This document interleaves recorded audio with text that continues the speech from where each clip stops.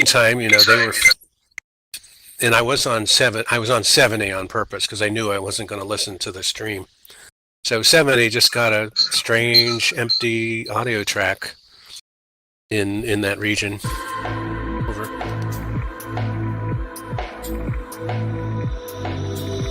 Yeah, it's really something. Yeah, it's something else. I'm gonna shut down the music anyway. So, yay, no music. But yeah, it's weird because on one computer I have the 1B44 running, even, and on the main computer I've got the 2B59 running again. But it was a strange experience that in the same region you had different music also. I was like, okay. It's kind of funny in a infuriating way, especially for you, Rob, since you had your inaugural Blues Sisters event.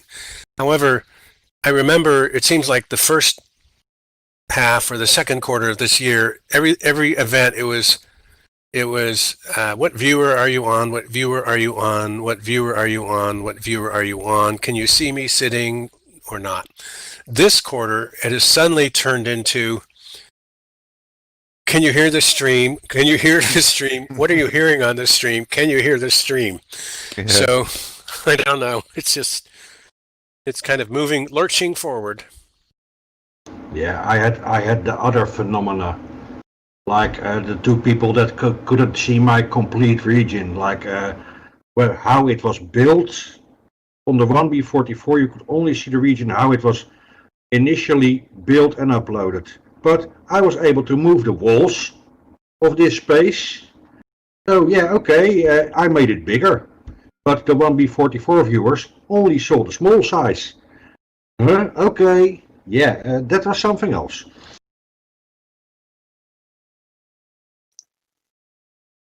Yeah, I came in here with the 2B70 viewer, and there's a bunch of stuff that was disabled in the previous viewers, but it wasn't in 2B70. So I tried to clean it up real quick. So I don't know if it took or not. I'll have to log back in and see. But what did you clean up? Like some of these lights have a bunch of cables and boxes on them, and so I had to disable them. That when Artemis did them originally, she had disabled individual pieces of them to make them look good. And for some reason on 2B70 they were showing, which I'm guessing is probably because 2B70 is using the 2018 version, 2018 server or something like that for content, and it wasn't disabled on there. That's just a wild guess on my part, but. Well, your guesses are pretty good. What I know, I actually agree with Alicia. I liked 70. A lot of little things are fixed up, including her favorite camera stuff. And again, the issue was you couldn't talk to each other. Other than that, though, and I was not aware of the stuff that's suddenly enabled and disabled. What really caught my interest, though, was like 3 or 4 weeks ago, Joshua clearly said, hey, we're going to a new Vivox. And we did. And I kind of already mentioned this, but if we were in a live environment, then that should have been handled a lot more carefully. Since we're not in a live environment, we are in a test environment. It's just part of the flow. Now, I say that because I've become clear that we're in a test environment. There is no, in my opinion, live science space. We just don't have one yet. And yeah, I empathize with Rob, who opened a new event with a brand new build and music. And the music, Rob, I don't think you were messed up by 70 yet, because your event was before that came out, I think. Yeah, it was way before. Yeah. It was like to be even before 59, I think. Yeah. So it was your build that got messed up. Yeah.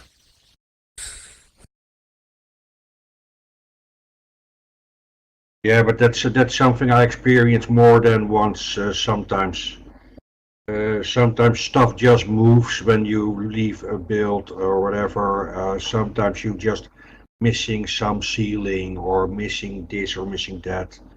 I think it's the name of the game. And what about the testing phase we're in?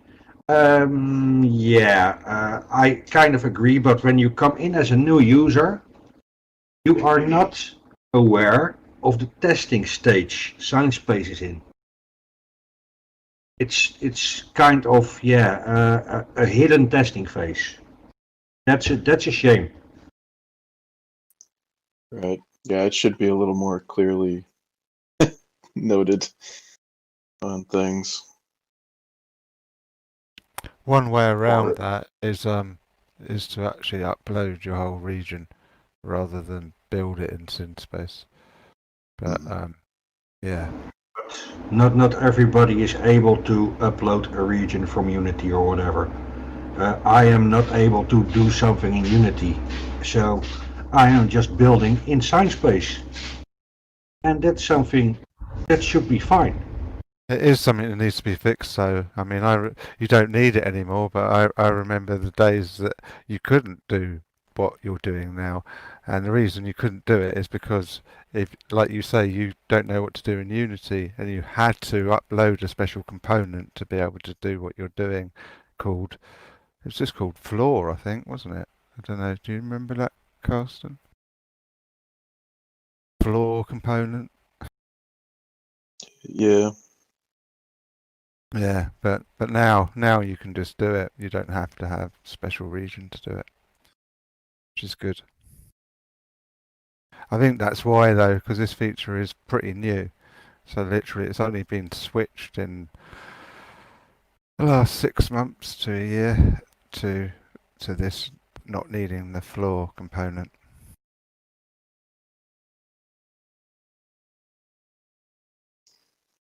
Yeah. Well, so we can get started here. So anyway, in between the conversation, I'm busy with my case mod because that is something I can do. So that's okay.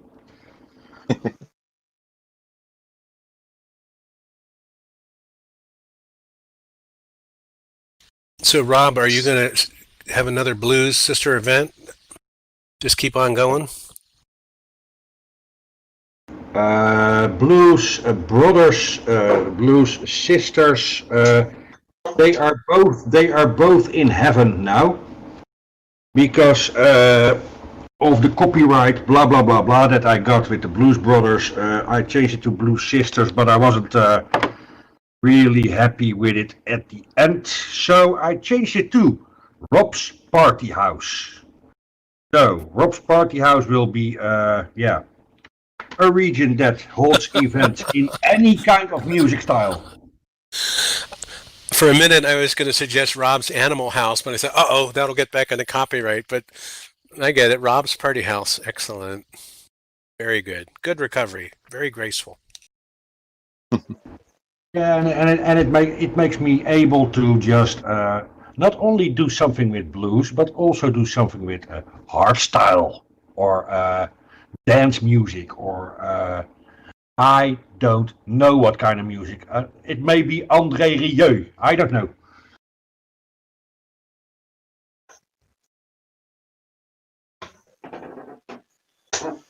Cool. Well, welcome everyone to this week's Geek Weekly meetup. So the goal of Geek Weekly and ScienceSpace is to connect people who share interests in all things geeky and to build a community around that here in Localhost. Feel free to join in the discussion in voice as well as in chat. And if you'd like to be involved here in the community, feel free to chat with me after the meeting.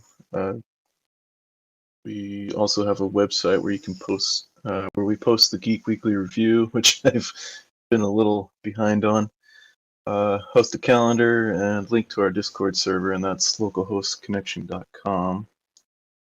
And this will be the last Geek Weekly meeting until sometime in October.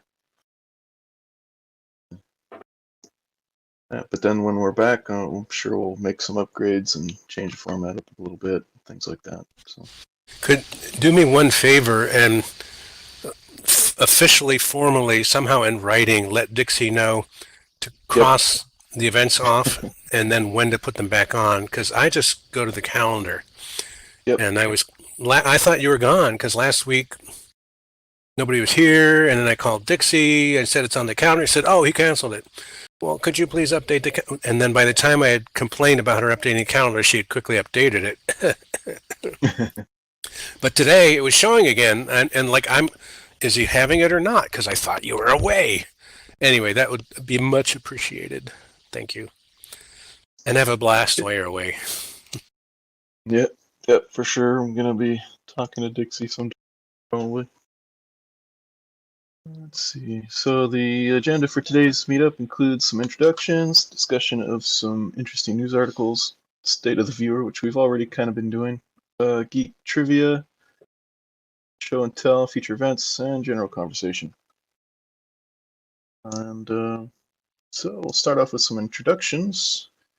And our special question of this week is what your perfect breakfast looks like. So if you could say in voice or chat what you're comfortable sharing with us, like your science-based name, geographic location, and what your perfect breakfast looks like.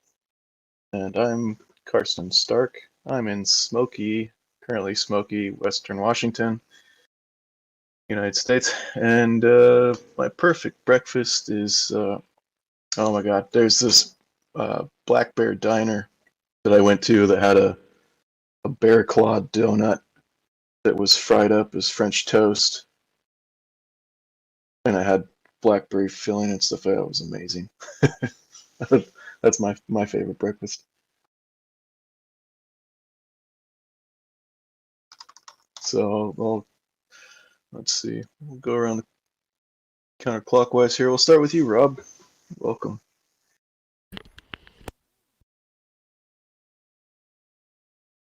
It's kind of a calm Geek Weekly this time, huh? Yeah.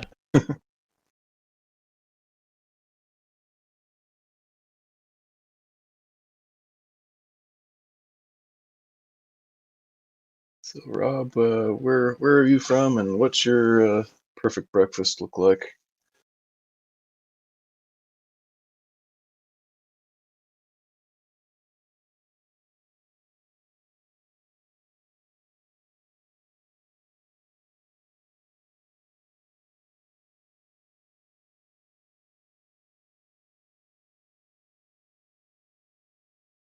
Not hearing me?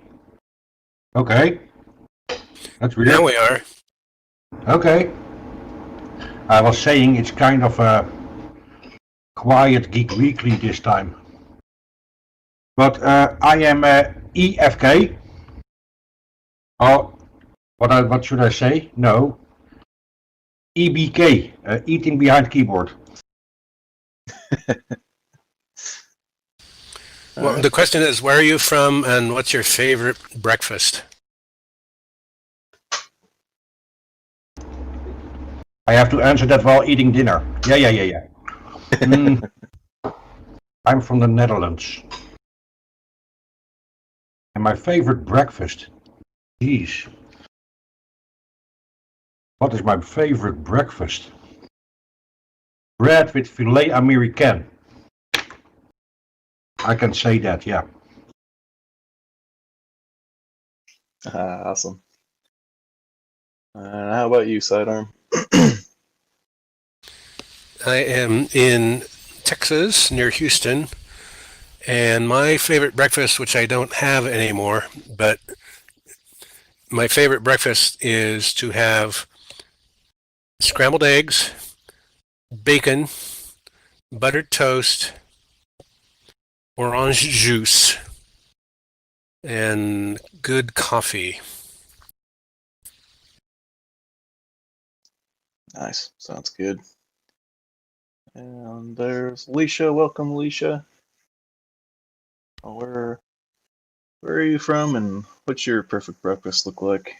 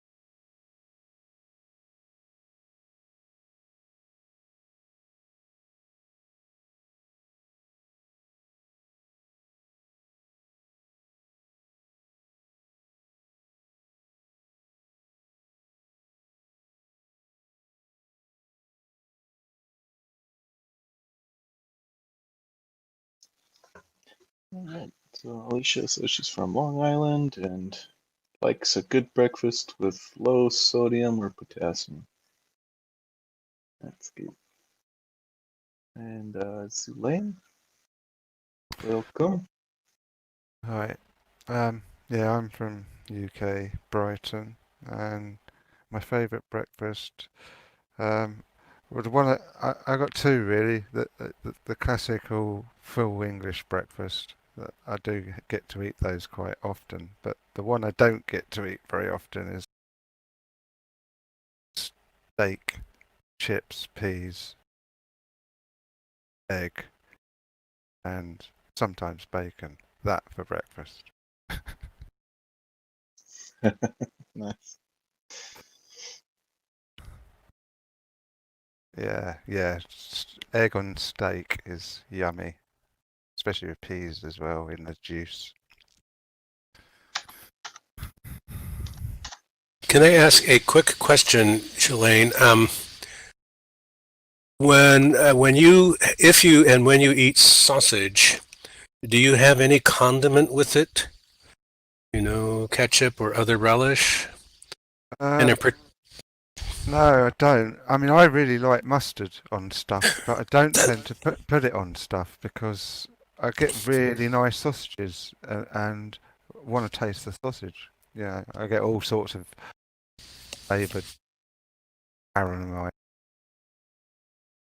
okay, I'm glad you said that because I was at a dinner in Dublin years ago, and two of us had sausage, and we asked for mustard. And the rest of the people at the table, all from Dublin, looked at us in horror. You put mustard on your sausage? And yes. So anyway, over. That was just a random question. Yeah, no, I like mustard on pork as well, but I don't usually have it on my roast dinner. But if there's leftover pork sandwich, I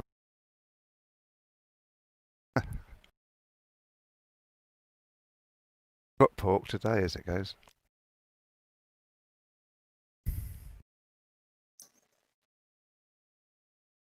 Okay, I got audio. Yay, Bluetooth. All right, so up next we got some interesting news. Well, and kind of some interesting products, not products, but interesting items I found on like some Kickstarter type things, but which I never really invest in those, but I find them fascinating to look at. And the first one was this crazy high-tech space-age cordless drill, is what I call it. But it was pretty amazing looking. It's got this little screen on the back, and you can like zero in on your target that you want to drill based on distance to other objects and stuff. It's pretty wild looking.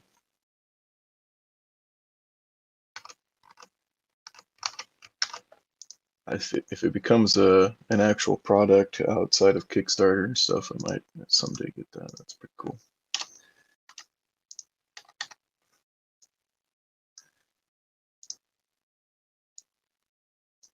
Yeah, that is quite much. Yeah, it's, like who came up with that? That's a pretty good idea. But definitely, to me, it totally looks like something you'd see like in a sci-fi movie or something, like Lost in Space or something like that.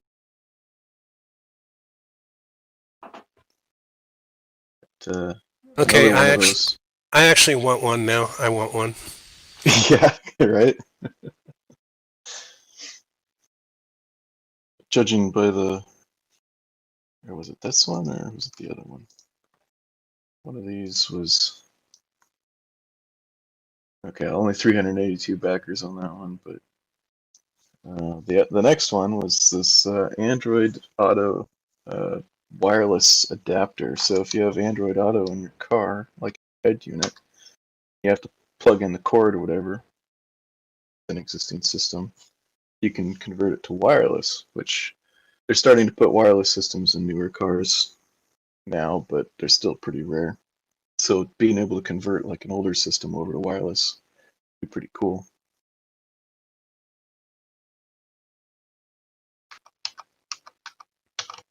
Although I have such a terrible time with Android Auto,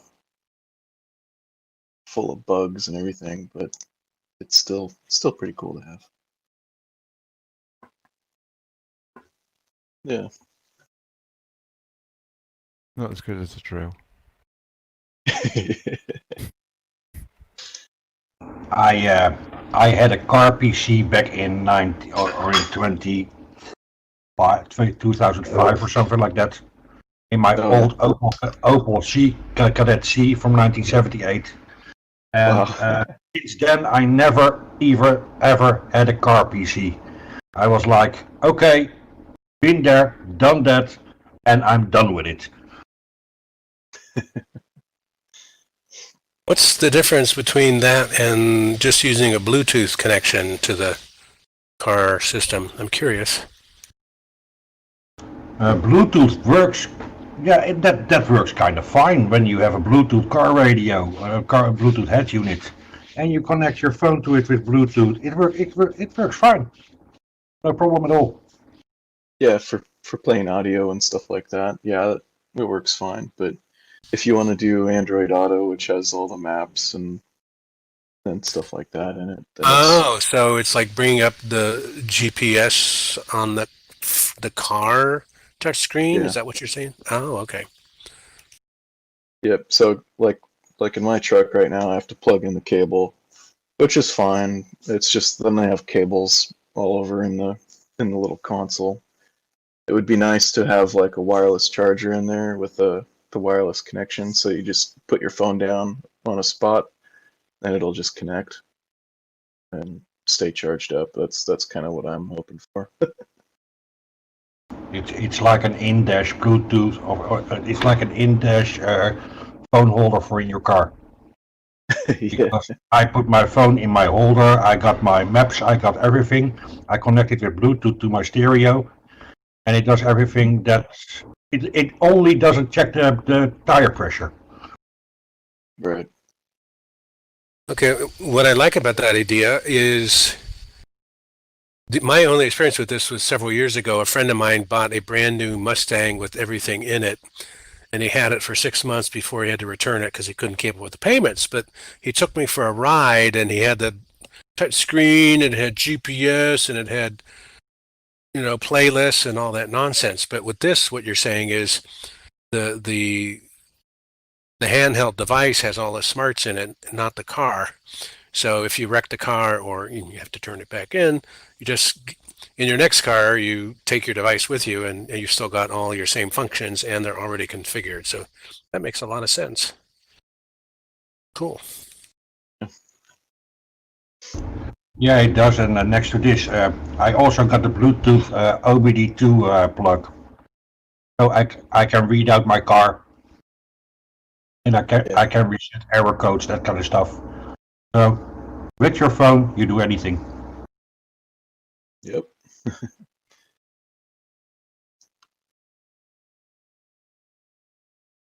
I've got that Bluetooth OBD2 adapter as well, and actually in my motorcycle is a Triumph, and Triumph actually put a computer in their bikes that's compatible with that as well.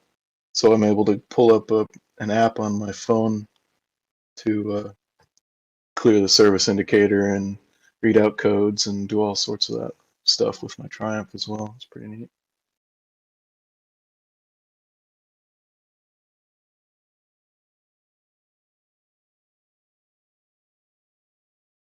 Okay, that was way too much chat spam. Sorry, that's not what I meant to show. I was gonna post up the next one that I came across was actually a news article, and that was with the latest Starlink launch that SpaceX just did. They're touting over 100 megabits per second download speeds, and they're also using space lasers. Some kind of clickbaity title there, but it's still interesting. They're networking their satellites together using lasers to kind of increase the bandwidth, throughput, and everything. So other than them messing up our Earth-based telescopes imagery. They're actually looking pretty good. Oh, I gotta take something away from the cat. There was an interesting article last week from one of a former astronaut who is also a former administrator of NASA, who used to vehemently oppose the commercialization of space, and now he's de facto saying with these companies, this is the one, whatever it is, SpaceX, and what's the other one? There's Bezos, and there's who's this? Anyway, that the current officially Congress-funded space launch system is dead in the water. Not that they're not going to keep paying for it and throwing the money after it, but commercialization is proving itself, he said. And the point of it was he's a former administrator of NASA who was against it, and he's an astronaut who knows whereof he speaks. So that was considered a key turning point. Over.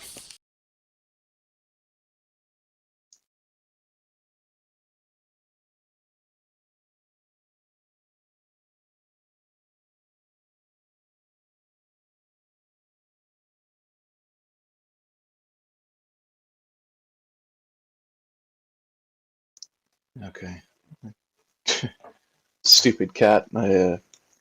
I'm doing all this work in the house, and he went and grabbed a little piece of wood and was like running around the house trying to eat it.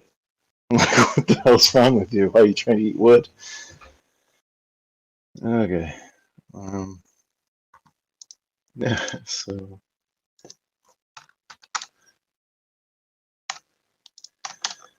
this one was a little creepy. There was an article written completely by a robot to try and convince us that robots come in peace. We have nothing to worry about.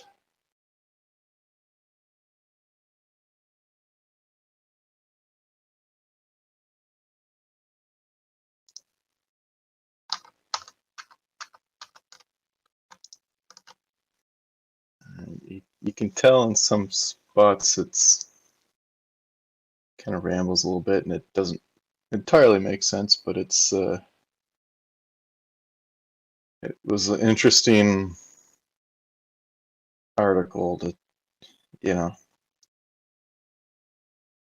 I don't know how much of an AI it is, like, yeah, like until it gains sentience, yeah, like that's what I'm wondering, like, is it just spouting out things that's been fed to it, or is it kind of reasoning on its own?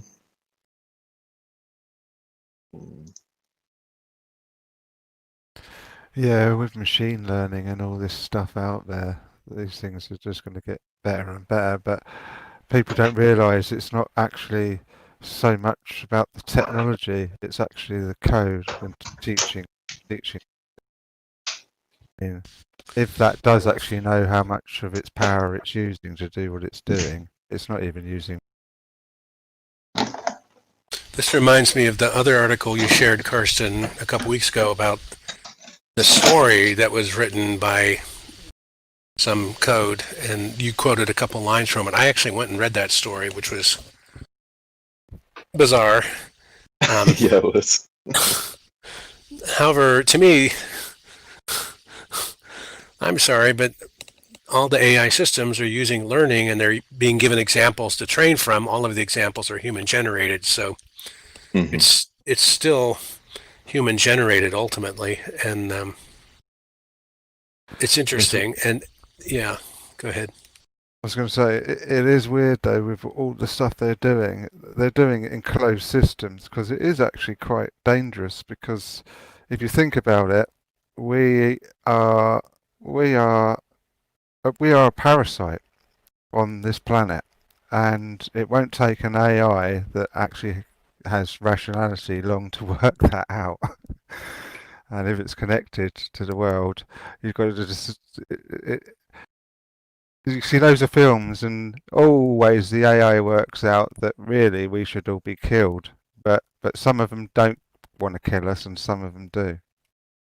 So what's it going to be? Yeah.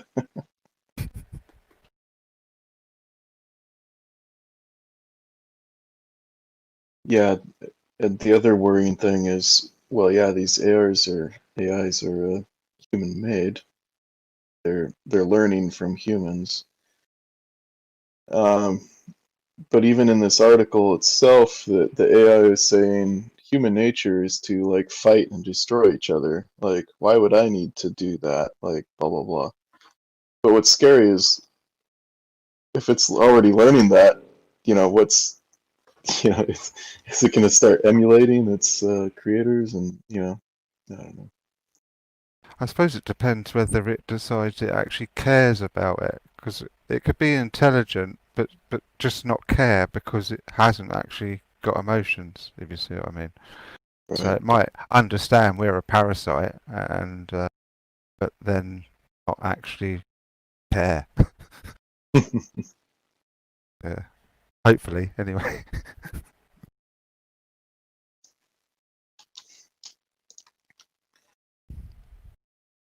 Yeah. So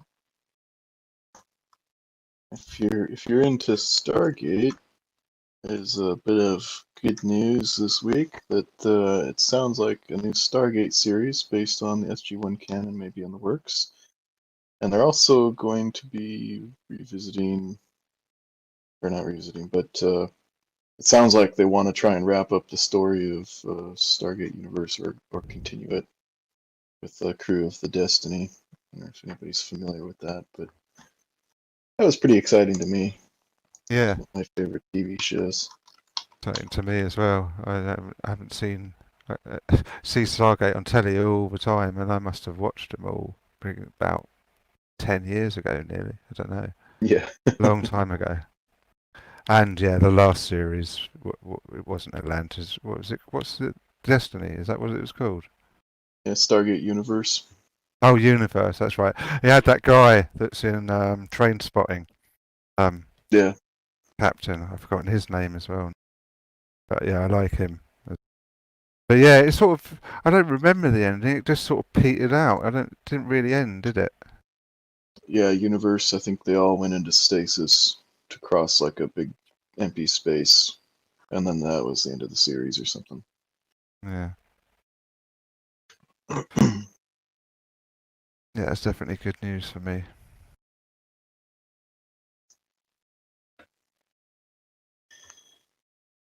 And some interesting stuff. Oh yeah, the new Alicia's saying that there's the new Dune coming out. I forgot about that. There's Ah, yeah. I don't know if you guys seen the trailer for that. Looks pretty interesting.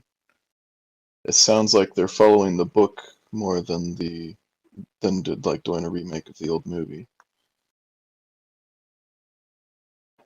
So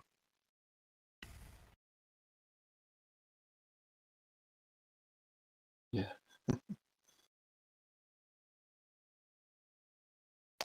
That's Well, good. Dune Need. to me is interesting. Hey, Dixie. So a quick rewind on Dune. I guess the most fundamentally interesting thing about it to me ultimately is Herbert wrote it thinking about ecology and economics. And I'm interested in that. I'm interested in how economics and ecology interact with each other. So in the Dune universe, spice is the most precious thing known to humankind, whereas today it's, I forget what it is today, but about 300 years ago, salt was the most precious, rare commodity. It wasn't even a commodity. The German city of Salzburg was named after salt because it was that they had a big castle there to protect their strategic salt reserves. Not making this up. In case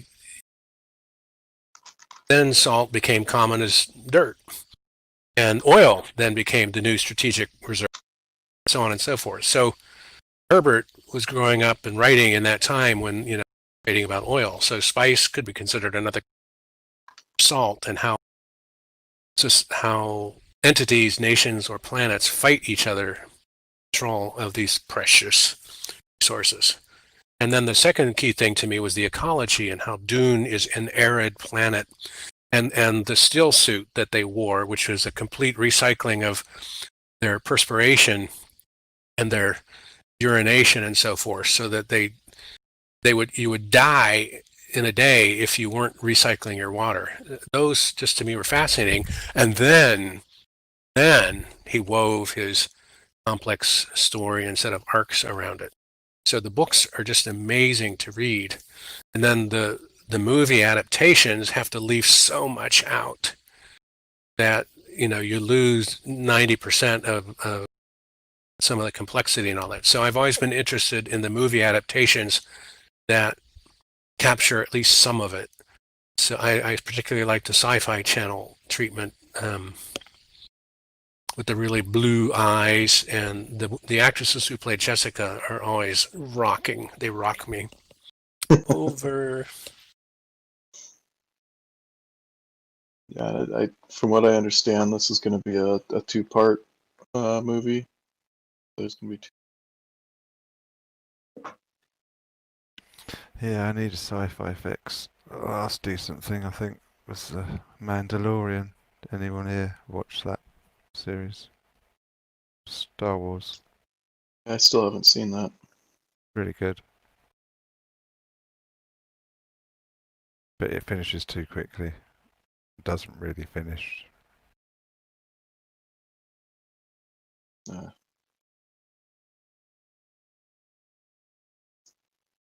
The one I think would be almost impossible to make a movie of, knock wood, is God Emperor of Dune, where you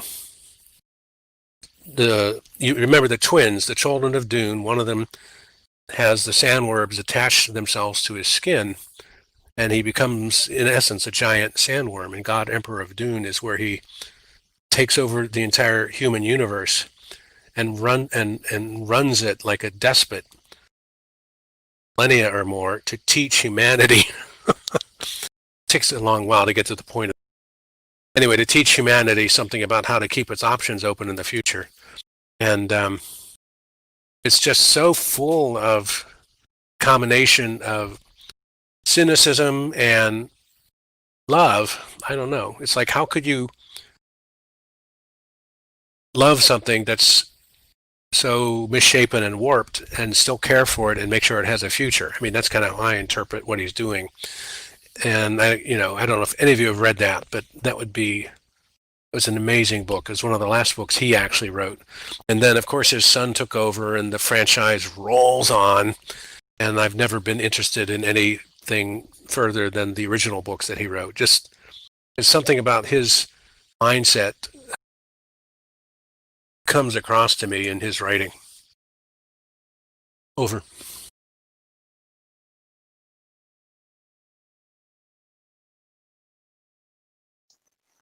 Yeah. I've never seen the movie nor read the book, so yeah, I can say anything about it.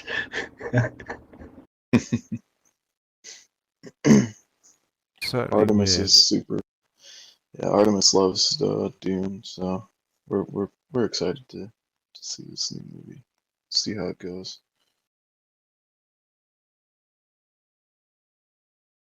So yeah. So another little bit of news is that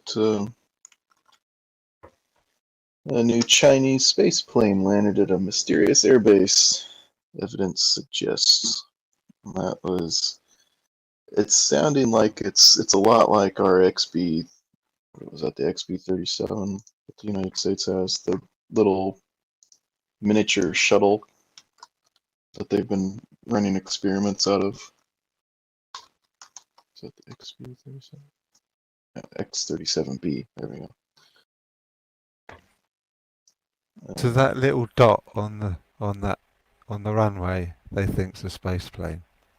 Yeah. Right. Possible space plane. So it corresponded with apparently our. I think there was some tracking going on with that they detected a launch or something and tracked it and then eventually touched down there.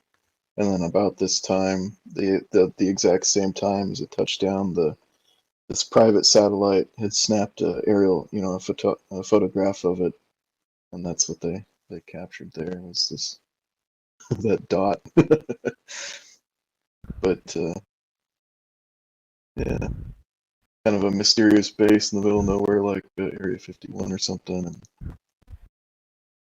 they're kind of wondering what they're doing with it, but it's probably just the same thing we're doing with the X-37B, whatever that is, because they won't tell us. Well, for heaven's sake, I, for one, consider this encouraging, especially all the different countries that are launching stuff, including to the moon. Mm-hmm. Since my generation grew up convinced we were going to die in a thermonuclear war, anything that would get us off the planet before the planet blew up is good news. And that means, well, we just read that book for your book club. What was it? Joe, A Thousand Joes, or whatever it's called. And that's exactly the plot line. The stupid humans blew the earth up, but not before some of them got off planet in time to, continue the hope. So, and what are they going to do with it? They're going to do a million things. They're going to have a space army and a navy, and they're going to have space industry, just like we are. And it gives us all a little incentive to not give up, I think, personally. Over.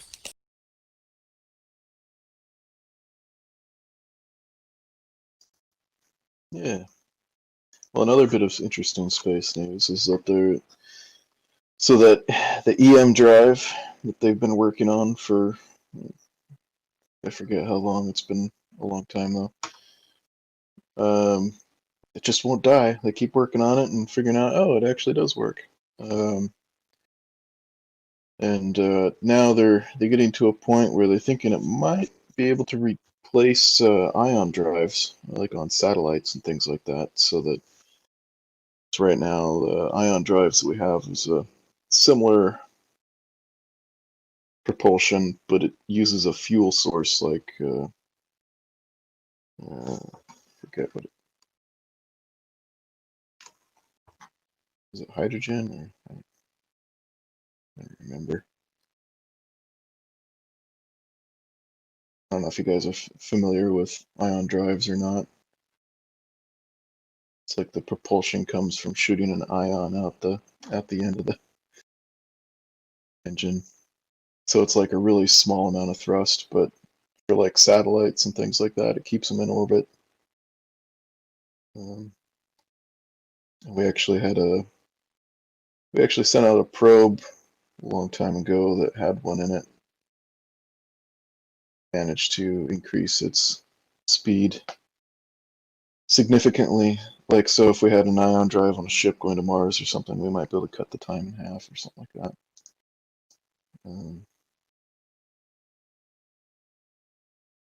It's similar, it sounds to me like the idea of the solar sail, where if you have a huge enough amount of mylar, monofilament, whatever, imagine the fabric, and the pressure of the photons against it is enough to give an extremely gentle and persistent nudge. Tachyon. Go ahead. Tachyon. That's what it was in Star Trek anyway, wasn't it? When Picard made one of those sailing things, and wasn't it a tachyon or something that caught it and sent it into warp? I don't know what a tachyon is though. I think Larry Niven, anyway, somebody wrote some stories about it, which is kind of cool. Star seeds was another idea. I think it was a Niven idea where they created a biological sail and crossed between galaxies basically to propagate. Pretty cool. It made you think of the universe as a full organism. Like within our own body, if you had tiny little star seeds propagating between organs or something, except, looking at it at a universal scale. However, you'll need a lot of patience to use a solar sail or an EM drive, but it's true that small amount of drive over years will build you up to light speed inevitably or close.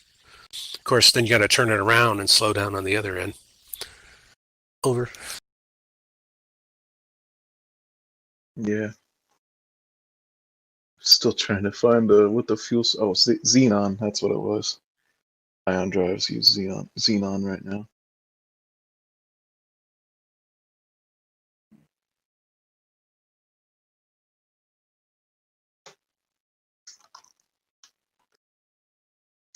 Yeah, xenon. Yes.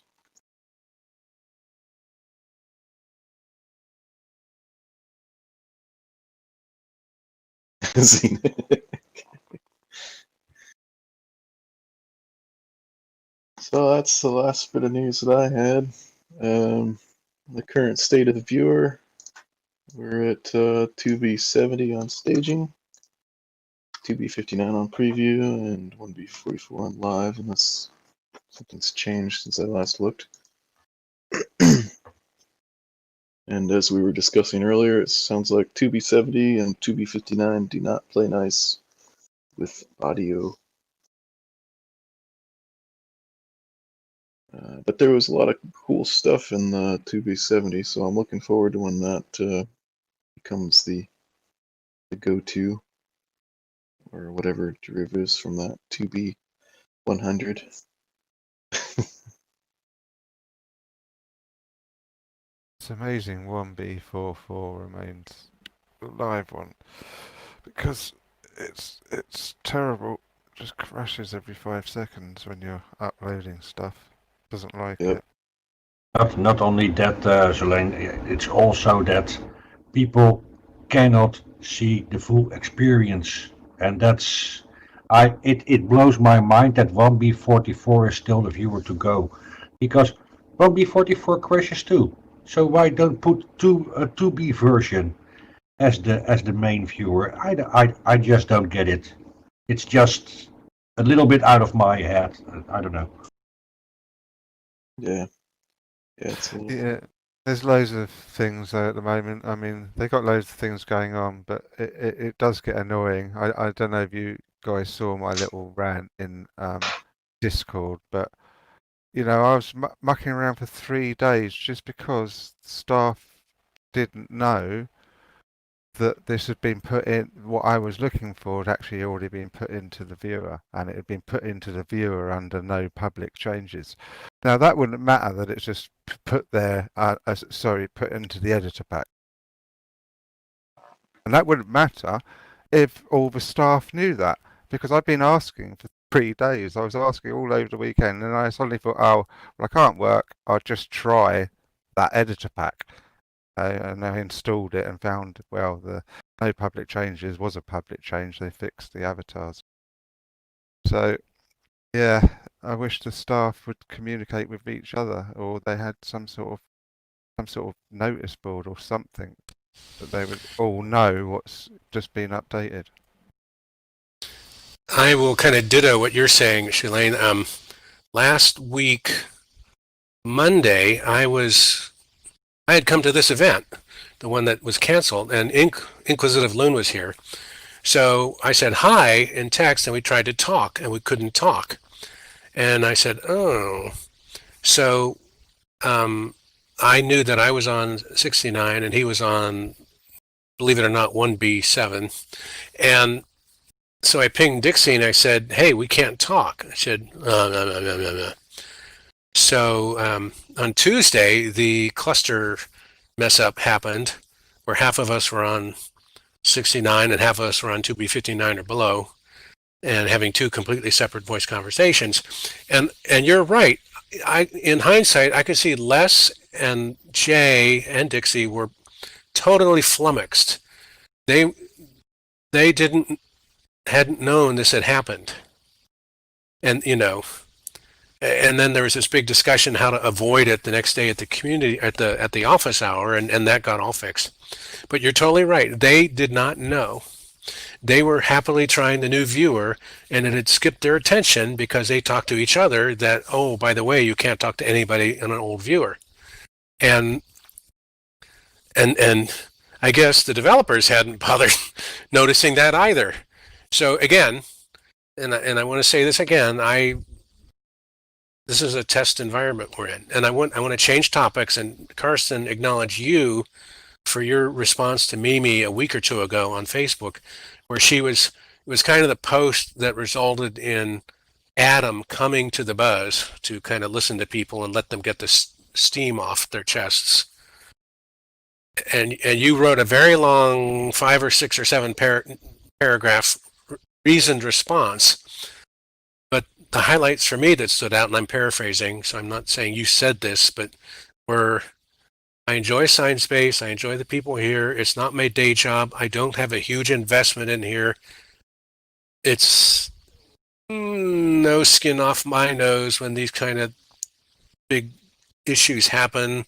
I kind of can roll with it, and it's still worth my time to be here. I brutally paraphrase what you said, and I kind of feel like we're still testers here. We're doing testing for them, so I really resonated with that, and I could. Yeah, no, Yeah. I don't mind being a tester though. The thing that I was pointing out, it would actually, if they did find a better way of communicating with each other, it would make their jobs easier. Not just make people like me easier, because I'm asking a member of staff a question, they're trying to work it out for me, when a member of staff's already worked out the answer. And this member of staff that I'm talking to it might spend half an hour with me, and then we find out it's already been addressed. It's kind of stupid that, yeah, okay, 1B44 is a release version, but what's in a name, When 1B44 crashes at a lot of people's machines, what? We are generating problems now with having the 1B44 as the standard download. Yeah. What? Because there is a lot of difference between the 1B and the 2B version viewers. So I just don't get it, the 1B44 still being the release version. No, just switch over to a 2B version viewer as a standard download. It works. 1B44 crashes all the time though, Dixie, and it does it a lot when you're developing. So you upload something, change something, and you can't log into it. You have to clear the cache every time. Well, I haven't heard so many of the problems with 1B44 until 2B was out. And I mean, there's several other 1Bs after 1B44. My problem with 1B, whatever, 7 through 44, was it froze my computer up every 5 seconds. It was horrible. And I put it in issues, and then the same thing happened with Spiral back then. And he put it in issues, and since we both put it in issues, we both got all these test viewers to try out and figure out why we were crashing and why we were freezing up so much. And it was crazy for a couple months, but they figured out why we were freezing and why other people weren't. But now we're finding out that other people are, they're just not reporting it. Issue 1135. It's still a channel. You've got a special channel in Discord for it. If you go down to the bottom, just for that issue. Yeah, Alicia, exactly. That was a huge issue because I was like, well, if it's happening to me, it's bound to be happening to somebody else. And then Spiral was like, yeah, it's happening to me too. And it's like, okay, if it's happening to us too, I'm sure it's happening with somebody else. But we just weren't hearing about the other people. And now we're hearing about the other people. It's like, oh, okay. Well, at least it's fixed. The later viewers. And for Alicia, they need a stable 2B viewer, but the 1B44 is less stable than the 2B series viewers, some versions. The 2B59 is more stable than the 1B44. So what viewer do you need stable? Then okay, 2B is more stable than 1B, so go with 2B. Yeah, I was having loads of problems with 1B. There was other mesh problems as well. Something. Yeah, I think that the 2B is working on a different editor pack, I think. And then like 2B6970, etc., is working on a different ViBox than anything else. So it's like they're upgrading in stages, as they can. And yeah, I don't understand all the technical stuff. I'm glad I'm not a techie.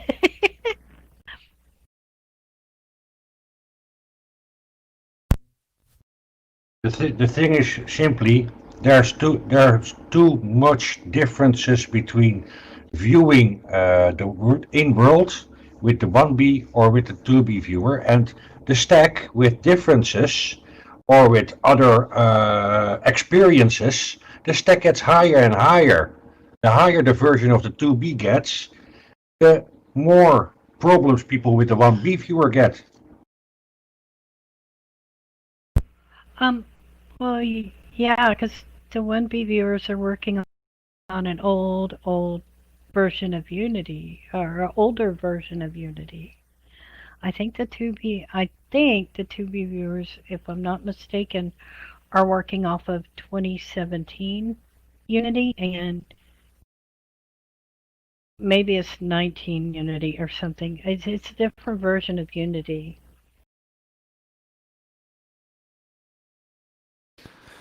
Yeah, I like 2B70. I like the new camera controls, even though they're a bit bugged at the moment. I've been waiting for when you orbit using your right mouse button, but if you walk an orbit, it just sends you into free cam mode instantly. Well, now you can Right? flip that around in 2B70, so free cam mode activation is the left button, and you can orbit. But the problem is, as soon as you hit orbit, the avatar stops. But I'm sure There's they'll also fix it. some issues with the room decorate and 2B70 that I noticed and put on the issues. Um, so I'm not real sure how 2B70 will work for the creative people in world. Because you got two kinds of creators. You got the creators that make stuff in Unity, and then you got the people that like to just put that stuff together in world to make something beautiful out of it. Um, and then you got the people that do crossover that love decorating in world and they like creating in Unity as well. So they're good at both.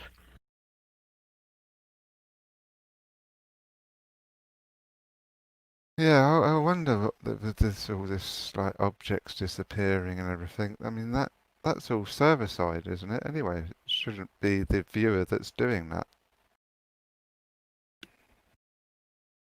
I don't know though. Oh no, some of it may be viewer as well. I'm in 59 right now, so I can hear you guys, and I am missing a lot of chairs. However, that could be three things. It could be server side, it could be my internet, or it could be the difference between 2B59 and 1B44. Because I came in a minute ago on 1B44 and I saw it. So, and you say most likely it's my internet. My internet is really slow this morning. Dixie, do you know if the 2B70 viewer is that using the 20 servers like the test server does? I missed part of that. Is it using what? Is the 2B70 viewer, is it using the 2018 content server like it would if you went to the test server? I believe it is, but I can check on that for you and get you a definite answer. Because I know all the viewers up I think 2B59, yeah, 2B59 and before we're still using the 2017 content servers, I think, right? It might still be using the same content server. I don't know. I can look in the logs probably and find out, but I just noticed a weird bug in here, and I was wondering if that was why. Yeah, I logged in the other day and loads of my inventory was missing. Basically, nearly everything that I had bought off the market was missing out of my inventory. I wasn't particularly bothered, but so I didn't really bother complaining about it. And the next day it was all back again. But you know, I had logged in and out several times during that day, and it was still missing. My internet is so slow. A lot of the times I have to click refresh on my inventory to get it to do anything. Well, I Yeah. think that's on my side because I don't hear a lot of people complaining about that one, so I assume it's me. But Carson, I did pop your question in the staff channel so that one of the techie staff members can answer that. So we'll find out here in a couple minutes. Oh, okay. I was just curious if you heard. Mm. Yeah. Les says he doesn't know for sure either, so we'll find out. Okay. I guess we're in the overflow, anything goes part. Yeah, I was gonna say I've got some trivia if you guys want. Otherwise, I'll save it till trivia. next time. Or I wanted to mention two things. There's another cool article for future reference. Rob knows the university that talks about using AI. You might like that. Regarding the question about filing issues, when I was a beta tester for a video game a while back, it was really, I just finished working for Exxon and I was hunting about for what to do next with my life, and I signed on to be a beta tester for Tilted Mills Entertainment, and I had to sign an agreement, and the agreement was it had an NDA, and I had to sign an agreement that I would play the game and I would file my feedback on what worked and what didn't work on their bulletin board system, and I did that. So I think the difference here is we're sort of basically beta testers. We've not signed any agreement, unless I guess you count when you sign the development thing to become a developer account. But we're actually not.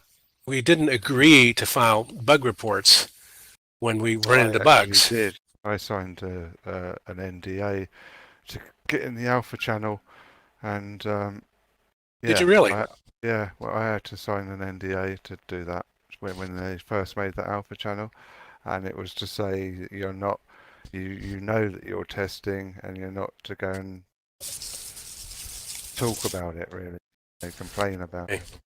I'm not sure what the alpha channel is, but I know I'm not in it because I didn't sign anything. But that's a good point. There's a channel called Testing, and it's Alpha's SDK editor pack. Yeah. New editor pack versions. But originally, I had to sign an NDA to get. Yeah, and I guess my point is that's kind of how as far as I could tell, being brand new to it, that was traditionally how beta testing is done. Now I know there's closed beta and open beta. For like World of Warships was in closed beta for a long time, and then it went to open beta, and that's when I started seeing the YouTube streamers. And now it's in production, but there's still a testing thing. And every once in a while, the Twitcher will mention, I can't talk about that yet. Oh, look, we have a guest. I wonder if it's from Gojio. Well, I'll reserve my comments since we have a guest here. But I guess my point was to keep saying you should file an issue tracker report when in open beta people didn't sign up to do that. Could be part of the reason that they just complain a lot and don't feel, let's say, a moral imperative to follow up with an actual report, unless those of us that realize how helpful it is make a point of doing it and then trying to encourage our friends to do it. Over. Well, I mean, that's basically what I'm doing, is trying to encourage you to go ahead and do it. I mean, because it is a beta, and any tester should be filing bug reports. I just read that on my screen from Alicia. You don't have to. We don't want to force you to do it, but to get the bug known and known to the proper people that can actually do something The only thing I don't about like it, it about helps it to follow bug. is I just can't. I can't put the bug into words sometimes. Some of my bugs are really complicated. Oh yeah, I bet yours are crazy. Uh, I just like, oh, Zillion has a problem again. Can somebody else handle it because it can't be me? You are way, way, way like you're in graduate school compared to my kindergarten. So yeah. Yeah, it's annoying. Sometimes I'm beating my head for a couple of weeks and then end up working it out myself. I mean, I've worked out things that no member of staff actually knew at the time, and that. But yeah, Well, there is a feedback cycle. For example, in Tilted Mill, our agreement was to post bugs and play the game, which we did, and then their agreement in return was to keep us updated weekly. And I forget the guy's name, but he was the interface to the entire Tilted Mill staff, and he would tell us, okay, that got worked, that's still in being worked on, et cetera, et cetera. Kind of like Josh used to do at Tech Hour. Um, However, they also told us what got fixed, and if you remember 3 weeks ago or something, the comment came up, Josh, we would yell at you a lot less if you would tell us that you had fixed that. I think it was chat scroll been fixed, but nobody mentioned it, and yeah, some people accidentally found out. So there's no, just as sometimes there's a 50-50 input to the loop saying this is broken, it's about 50-50 coming back saying this has been fixed, this has been fixed. And I remember Dixie, Adam made a point saying, well, here's the resolved bugs announcement here. But it's a two-way contract, I guess is my point. Over. yeah. When I ran and that, it's not because I hate ScienceSpace. I can still say that ScienceSpace. Yeah, it's not because I hate ScienceSpace at all, though. It is literally just because I'm frustrated. I don't think it's bad that I'm in this bug testing stage because I enjoy working out stuff. So when I'm frustrated, it's just because I'm stuck and when nobody's actually I can't get an answer out of anyone, even direction, ranting.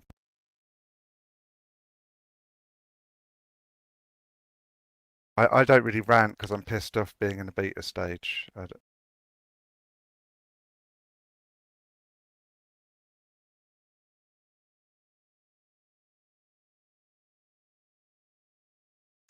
Yeah, I'm fine being a tester and stuff, as long as there's like some forward momentum and whatnot.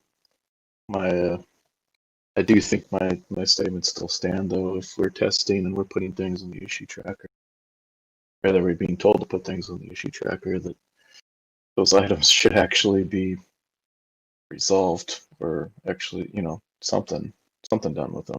There's been so many instances where there's stuff been put on, this gets ignored Yeah, for I've seen a that. long time. And you have to basically make a lot of noise for it to get any attention. It used to be even worse. Because I've been here since nearly, well, I don't know how long after it started, but yeah, I used to put things in and they just used to not be touched for months, and yeah, and I think it's why I sort of stopped doing it. But the thing is, what Adam was saying, that it's 20 new developers. They're all being trained at the moment, and now how they're actually being trained, one of the trained is issue tracker. So I think it's going to start speeding up soon and out the way a lot quicker. Yeah. Yeah. So it's likely just not enough hours in the day for the people working on it. But yeah, and then the other side of that is just communication at all levels. Yeah, communication definitely needs to be sorted out as well. Some, I mean, a bit like, I mean, obviously they must be doing a lot of communication stuff with this break room stuff. Maybe incorporate it into staff management. I don't know, but and I don't mean I think all the staff are doing good jobs as well. It's just that they don't know other information that other staff know, and they all need to know the same information. Yeah. It's interesting to think about what do they call them in the Northeast? The boats. They have boat races, sculls. I think there's like, and I think in England, the UK too, right? You have like 8, or you have an even number of oars, and every other rower oar is pulling like mad on the sculls, and they're just racing those little skiffs across the river, up and down the river. You guys know what I'm talking about. And all 8 of them are just rowing for their life. But there's a ninth, number 9, there's a 9th person on the boat that's not rowing or doing a damn thing. Do we know who that is? Yeah, he does do something else. He steers as well. But yeah. Well, he may be steering, but he's also saying stroke, stroke, or whatever. Yeah. So that's the coordinator. Otherwise, those 8 rowers are just, the boat's going to sit there and fall over. That was Adam, and he's AWOL. I know exactly what you're saying, Side. I've been in the Dutch Navy, and we had camp the first 8 weeks, and we had to do such things with a little rubber boat. Oh, also with a bigger dinghy. Yeah, I know exactly what you're saying. But yeah, I think that was Adam, and he seems to just be completely AWOL most of the time these days. Well, I get the feeling that Adam and Joshua are rowing along with the rest of them. Joshua was coming in to talk to us weekly, and that's why I always felt that was such a wonderful thing that he did. But it looks like that's over now. I have not seen Joshua come in. Maybe he's going to come once a month or something. I haven't seen Joshua since the beginning of this pandemic. He was doing office hours and. Oh no! A week, as much as recently as a month ago, he was still coming in. I haven't seen. He was supposed to be replacing Adam in a way, and because I was joking with him at the beginning, saying you're like the new Adam clone, but he just didn't. I'm not sure what you mean by replace Adam. I've only been here this year, and I've not seen Adam until the last month. Oh well, Adam is like amazing. He's oracle. He knows everything about everything. Any question, and he happily does it as well. I don't know how he deals with it all. He just loves it. I mean, obviously he does get stressed out a bit sometimes. He is the ultimate have on your side. And yeah, Josh just didn't replace him. He didn't even come close to replacing him. I mean, if I look in my chat with Josh, it's probably the last question from months ago is probably unanswered. Often he just back to me at all. Yeah, but yeah, Adam is just even if he doesn't know the answer, he's good at working it out with a person. Yeah, working out the problem better than anyone else. Jaden's not bad, but I think Lazar probably would be, but I just don't think Lazar seems to have any time. No, they're all good people. That is not the issue at all. Shalane, what I'm saying is they're all rowing. I don't see the coxswain. I'm trying to find the Dutch word now for. I don't see who's steering them, and either nobody's steering them, which would be worrisome, or the one who's steering them is saying, "Ignore those silly complainers." I'm sure they're not actually saying that. In which case, that goes back to the question of who's steering the boat, who's prioritizing stuff, and if it is being prioritized, then what is the priority that they're aiming at. And as far as I know, the one paying account that Sine Wave Entertainment has is the U.S. Department of Defense. Thank God, because that helps bring in some money. And maybe, I don't know, because it's private information, maybe they have some companies that have actually bought instances of it and are running them and paying their monthly subscription fee, bokus of bucks to Sine Wave Entertainment. But at the best, I could estimate that's a 50-50 chance. The only thing I'm pretty sure 80-20 is happening, Department of Defense. So that's happening. And the rest of it is us and our puny little premium subscriptions and the few of us that I know of that have bronze and up. The Sturman is done at the rudder. Got it. All right, over. I'm still looking up words here.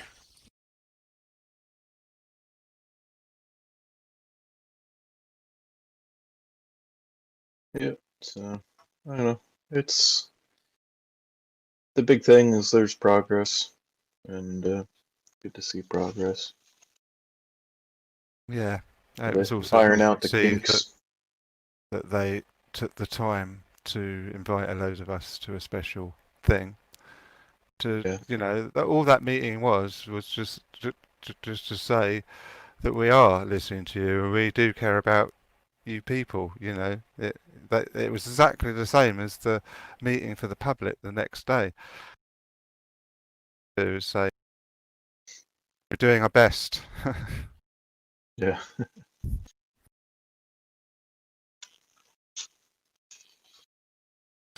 Okay, I found the picture, guys, if that works for you. The coxswain, which is English, is the person with the megaphone saying, stroke, stroke, or whatever.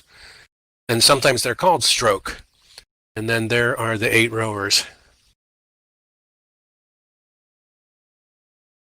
And Yeah. boy, you've seen that happen. If they aren't on together, that the boat just promptly stalls in the water.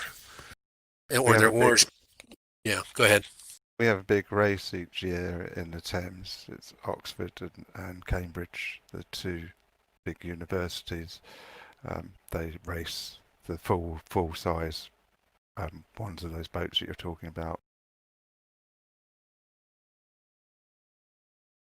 They're pretty fast as well. It's every single year, Oxford and Cambridge race. But yeah, y'all, we do have community hour tomorrow and office hour the day after. So you guys be sure and show up. And girls, if there's any girls left besides me. But yeah. Yeah, I don't think I've ever been to the community one yet. I keep just forgetting about it or missing it. I'll try and come tomorrow. It's about at the same time. The same time. It is the exact same time as this event, just tomorrow. And then office hours is on Wednesday. So, yeah. Shameless plug. Are they? I forget. Are they recording the community hours too? We don't typically record a community hour. Okay. It's more relaxed and more laid back and stuff. Doesn't really follow a schedule quite as much as office hour. But yeah. Is there a special guest this week? I can't remember who it is. That's usually Les's thing. I can't remember if it was Josh or if it was someone else this week for office hour.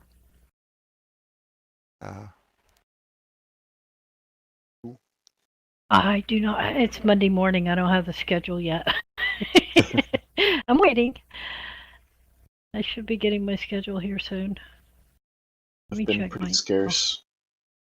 Been pretty scarce around here the last few weeks, and this this next month I'm probably going to be gone for most everything. But then after that, I'll be back. Oh wow! all gotten Yes, married, and did you have your wedding yet? No, Nope, not yet. It's not yet. 12 It's coming. days. Yeah. It's coming. It's coming. Guys, I'm out of here. Thanks for the nice chat, and see you again soon. See ya. See oh my ya, Rob. goodness. Thanks for Auf coming. Wiedersehen, however you